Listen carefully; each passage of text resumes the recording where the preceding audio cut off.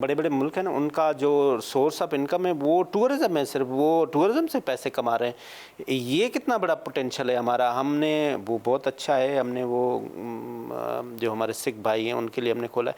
लेकिन मैं अभी हालिया गया था कोई 2 हफ्ते पहले, तो वो वहाँ पे मैंने ऑब्ज़र्व किया कि वो तो सिर्फ एक दिन के लिए आते हैं ना, वहाँ आपके पास रहते हैं, खाना तो वहाँ फ्री है, खाना वो वहाँ फ्री खाते हैं, तो आपका रेवेन्यू कैसे जनरेट होगा?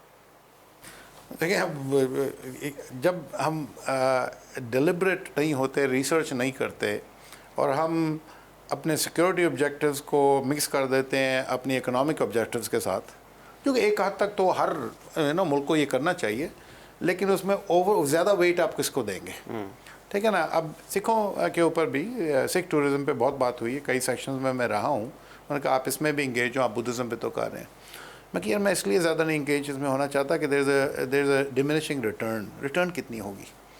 आपने बहुत ज़्यादा मेहनत कर ली तो शायद 2-3-4 लाख सिख शायद आपके पास आ जाए, और मॉडल गलत था, क्योंकि हमने उम्मीद ये कर रहे थे इतनी इन्वेस्टमेंट करके कि जी इंडिया से आएंगे क्रॉस बॉर्डर, वो आपने बता दिया सुबह को आते हैं शाम को चले जाते हैं, रोटी खाने की मुफ्ती का मिलता है, तो रोटी भी मुफ्ती की मिलती है, तो क्या इन्वेस्ट करेंगे वो पाकिस्तान में? दूसरा हमने टारगेट किया कनाडा को, and there are different reasons. वो हमारे सिक्योरिटी कंसर्न्स हैं, मूवमेंट्स हैं, उनको तो इंडिया वैसी बड़ी नज़र रख रहा है, उनको तो इंडिया उधर जाके गोली मार के आने लगा हुआ है। लेकिन ऑन दी अदर हैंड अगर सिखिज़म को भी लेके चल रहा है, go to ASEAN, 3.5 lakh Sikh बैठे हुए हैं, they are 4th generation Sikh, उनका इंडिया से कोई डिफरेंस नहीं है, they are the richest people. Thailand की सुखुमविद एवेन्यू, आप भी उधर गए होंगे, that is all owned by Sikhs and they are not subservient to India at all. Buddhism is the area that I focus on ज़्यादा।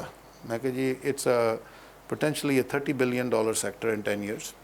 500 million Buddhist हैं, हमें सिर्फ 1% आ जाएं over 10 years, लेकिन इन चीज़ों में लगता है टाइम, और उस पर अल्लाह के फजल से सिक्योरिटी सिचुएशन, इंफ्रास्ट्रक्चर, आपकी होटलिंग के अरेंजमेंट वो भी हमें करनी चाहिए ना, उसके लिए उनको रिक्वायरमेंट बड़ी मुख्तलिफ हैं जी।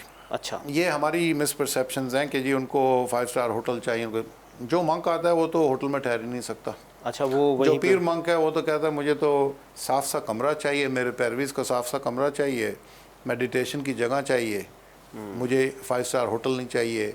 खाने की रिक्वायरमेंट उनकी बहुत मुख्तलिफ होती है, ठीक है ना। वो वेजिटेरियन होंगे ज़्यादा, डिपेंड करता है कि किस फ़िके से हैं।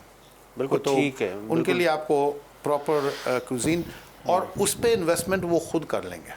अच्छा, उनको यहाँ पे आपको इन्वेस्टमेंट करने की ज़रूरत नहीं है। जिनको मैं लेके आया हूँ, जो यहाँ पे आए हैं, उनके पैरवी हैं, वो 4-4 मिलियन की उनकी गैदरिंग है, उनके पास पैसों रिसोर्स की कोई कमी नहीं।